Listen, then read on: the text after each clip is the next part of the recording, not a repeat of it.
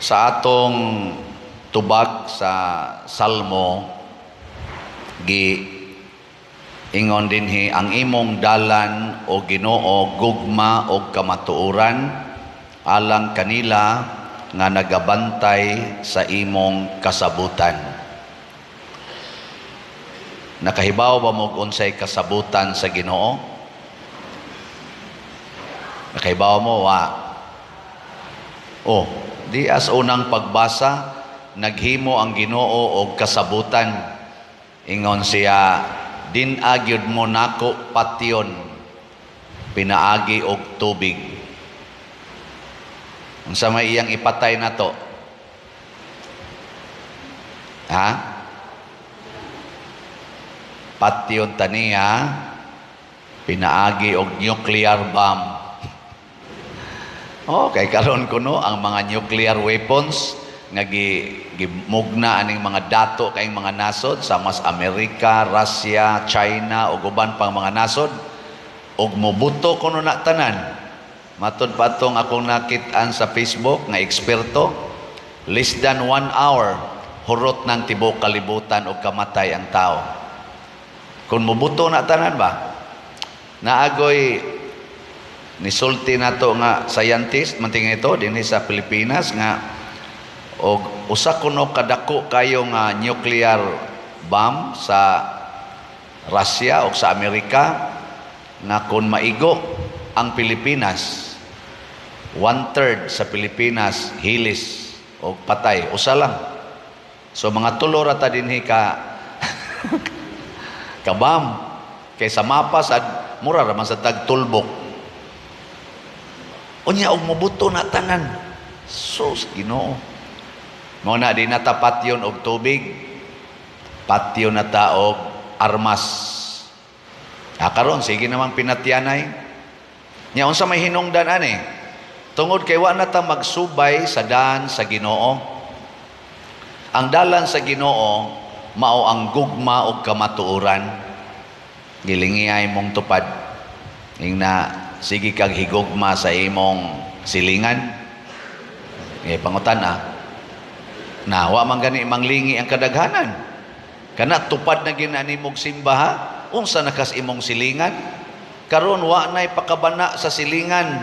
Wa nay paghigugmaay labi na nang nagpuyo ang mga subdivisions na kinural ang mga balay kanang naas mga condominiums bisag silingan pamugbongbong wa mo magkailhanay. No? Dinhi sa misa, sigihan tagingon, ipakita ang panag-inigsuunay. Tudluan ta nga mangigsuon tas atong silingan. Pero inigabot na dito sa actual, halak kinuralay gyud, kinuralay. Bahala na mo diha, private property ning ako. Wa mo'y labot dinhi, no trespassing, beware of dogs. Ana. Isa kinsa may dogs diha, isa ang nagpuyo. Murag mga Doberman. Nya sa sud sa balay, hala, wa nay tagdanay, di na magdungan og kaon, iya na lag kaon. Nya tua ang anak, tua sa cellphone, tua sa computer, la. Wa nay dungan og ampo, kanya-kanyang sud sa kwarto. Wa nay dungan og katog, ingig-ingon lights off. Mga tog na ta, ang uban nagmata pa hangtod buntag. Inig-ingon bangon na ta, nangatog pang uban. Wa na gyoy paghigugmaay. Kinsa ninyo dinhing pamilyaha nga magdungan pagkaon, nya magdungan gyud paong, nya mga tug dayon ini kagabi ta sa kamot. Ato ay duha ka buok. Di bisag kana tulo. Mut di ba kana mga bakakon. Ang choir wagi usang ni isa. Na gugma og kamatuoran di kita magpuyo ana mao na nay mo patay nato. Muna si Hesus samtang nagpuasa siya gitintal sa yawa. Ang gusto siyawa nga si Hesus mohonong sa paghigugmas katawhan. Kay ngano man ang katawhan sa kalibutan panahon ni Hesus maoy mo patay niya. Pero si Hesus kay gugma man siya, wa siya mahadlok mamatay. Gani matud pas ikaduhang pagbasa, siya nga matarong, siya nga way sala, nagpakamatay para sa mga makasasala sama nato, ang matarong nagpakamatay para sa dili matarong. Sige, ikaduhang lingi sa imong tupad. Ang di mo lingi, patyonon. Lingi. Ing na andam bakang magpakamatay para nako. Ing na ka na. Ready, go. Ang uban ay kusmod lang yapong now. Patyon, tanoong, kabuanga ka. Daghan kay karonoy, ang mga anak di na magpakamatay, di na mo antos para sa ginikanan. Ang mga ginikanan di na sad mo magpakamatay, di na mo antos para sa mga anak. Siging diman sa mga anak. Ang mga bana, di na magpakamatay sa ilang asawa. Siging tanaw ng silingan, nga nindo tanawon. Sabi kay ang asawa, luod naman, di na yung tanaw. Oy, pagpakamatay mo ng inyong asawa, sama nga ang pari, magpakamatay sa madre. O ang madre, vice versa. Di mo mo to. Nga nagpakamatay, mami. Unsay una na mong gipatay, ang among pangandoy nga magminyo. Subo baya pelandongon. Pero, patay man gani. Ang sunod na mong gipatay, ang among gugmaan ng kwarta. Munang magsige ra gyud mig pangulikta, siging pangulikta para sa simbahan. Di ba? Di ba mo motoo? Og sunod na mong gipatay, ang among authority. Magsige ra gyud mig sunod unsay isulti sa among mga superiors, sa obispo, sa Santo Papa. Di gyud mi magsupak-supak. Sa panahon nga mosupak nami, mayawaan dayon mi. Ana. Nindot no? Gugma o kamatuoran. Sige, ikatulong lingi sa imong tupad. Ing na, wa jud ka mamakak. Ang yawa ra ba mga igsoon, kanang iyang tentasyon, tudluan taniyag pamakak. Mao na ingos Kristo, biyain ninyo ang sala, og tuo mo sa maayong balita. Og unsa may maayong balita? Ang balita sa kamatuoran. Unsa may daotang balita sa kalibutan? Kana yung pamakak. Iya gid na siyawa. Tanawan ninyo. Moingon dayon ng yawa, kiskisi imong kilay, nya badlisi, mugwapa ka. Nya tinuod. Sus. Oy, istorya pakuluri ng imong buhok, kay mubatanon ka. Istoryahe. Namaka ka, ang imong buhok batanon, ang imong linaktan tiguang. Istoryahe. Ilan-ilan mga gulang-gulang na, yung mangunot na din Unsa tawagan na nila? Facelift. Ipa-facelift. Haron kuno muhamis imong naong nya papution pa gyud aron nindot kay katan-aon. Unya kanang kunot sa imong liog, kanang imong bukto nangunot naman hasta imong paa kuyos naman kay na. Imo pa nang ma-facelift. Di na galisod naman ikag lift up. Ayaw na lagpamakak. Ang kamatuoran mao'y muhatag natog tinuod nga kagawasan. Di ba? Ang yawa kusog kaya na mo manipulate. Sige be, lingi ag usab imong tupad, kani pang Ginoo na ni, tagay siyag maayong balita. Ing na siya, sugod karon, andam na kong magpakamatay para nimo. Sige, ing na. Ready? Go. Ing na ba yung tupad? Sus, grabe, agidain ninyo, no? Muna, hangtod nga di ta makat-on sa pagsunod ni Kristo o sa iyang ebanghelyo, ni agining kasamo, ni aning kagubot. Muna ako magpasalamat ko nga doon na kita dinhi mga witnesses ni ining pagsunod sa Ginoo pagpakamatay.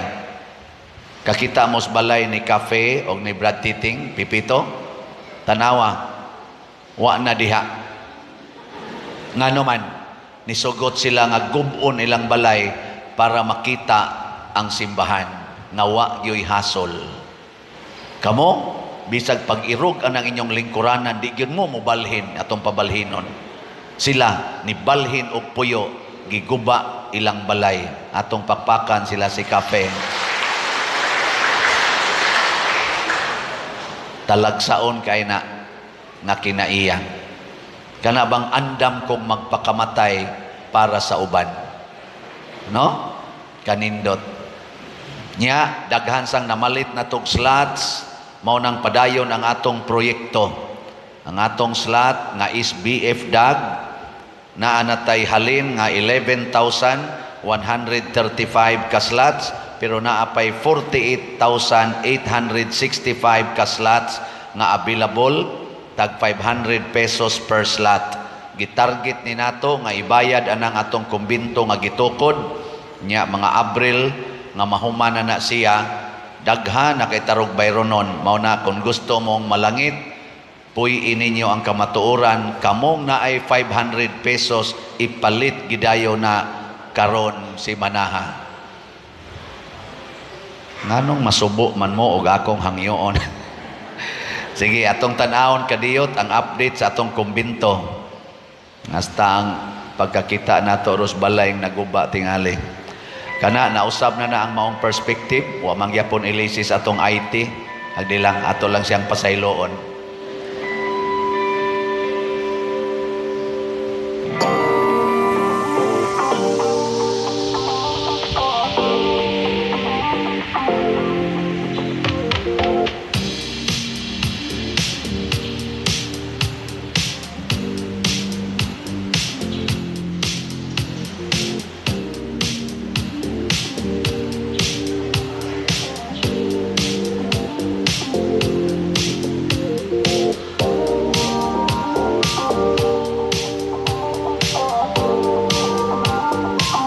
Wala pa kayo na mga developments nga daghan karong si Manaha kay giuna na to dito sa babaw.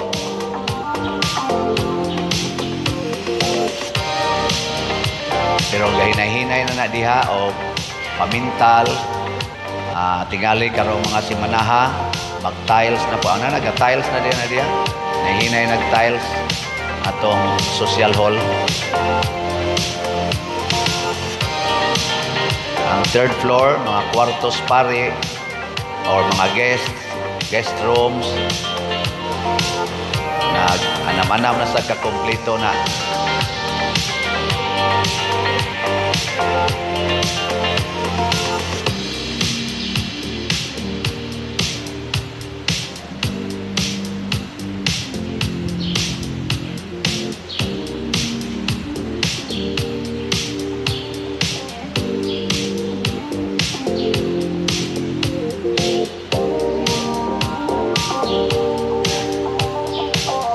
Kaning roof deck, dako-dako na nag-agi diha.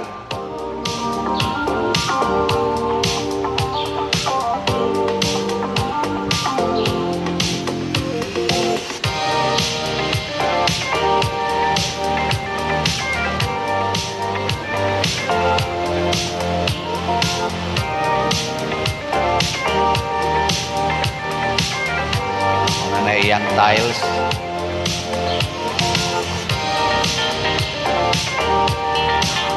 Hapit na makompleto.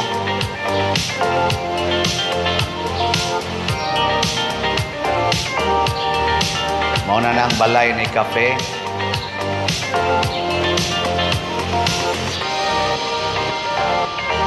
Ground zero na.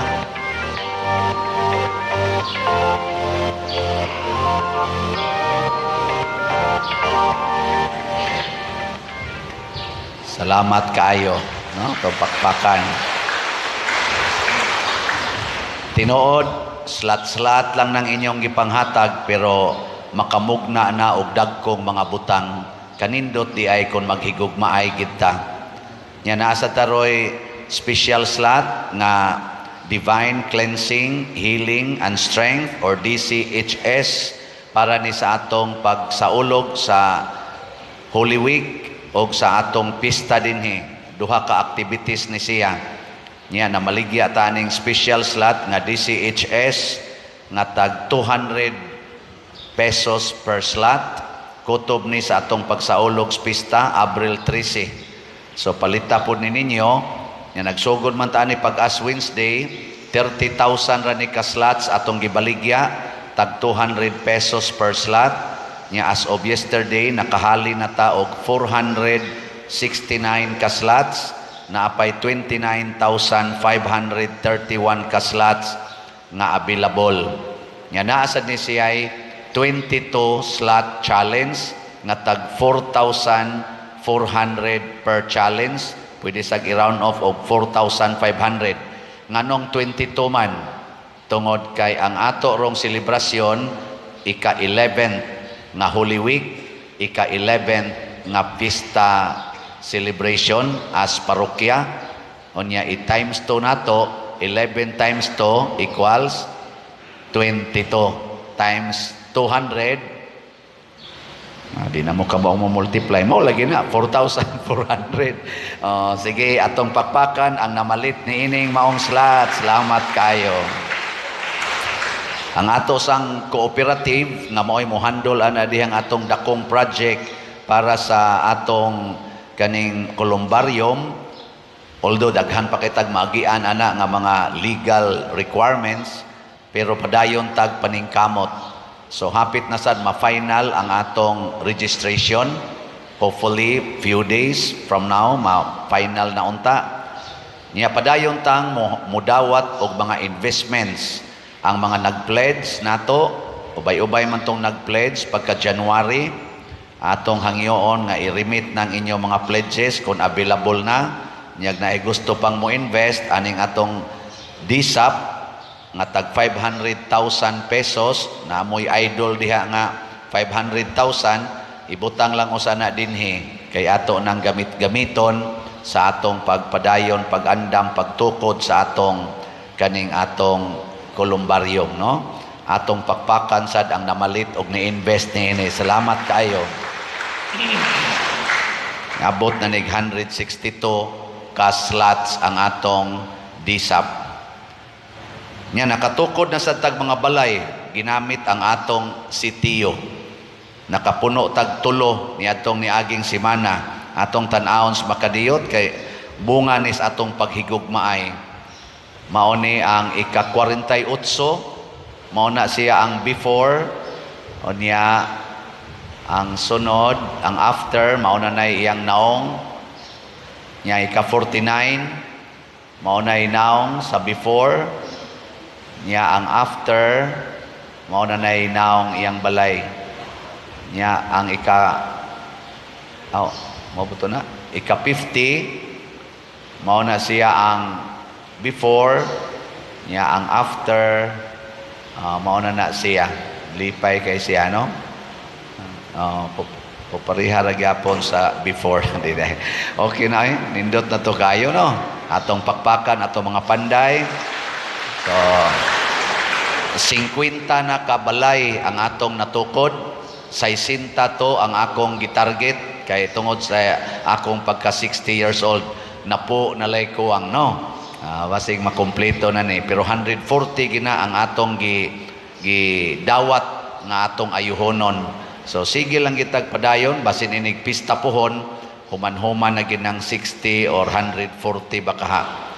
Salamat nining tanan kay mao ni ang timaan nga nagpuyo ta sa gugma. Niya kung magpuyo ta sa gugma o sa ebanghelyo, ang kasabutan sa Ginoo dili na ta niya patyon sa tubig. Unsa may gibuhat niya, ang tubig matud pa sa atong ikaduhang pagbasa, gigamit niya pagbunyag nato o paghatag nato kinabuhi nga way katapusan. Pinaagi sa tubig sa bunyag, nakaangkon ta og bag-ong kinabuhi isip mga anak sa Dios.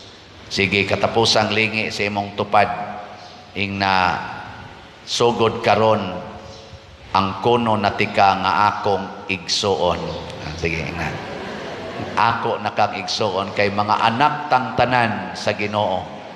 Wa nay pag-iyahay magtinabangay na isip mga managsuon. Wa nay pag-indigay magpaubos na o magsuportahay isip mga managsuon dihas Ginoo.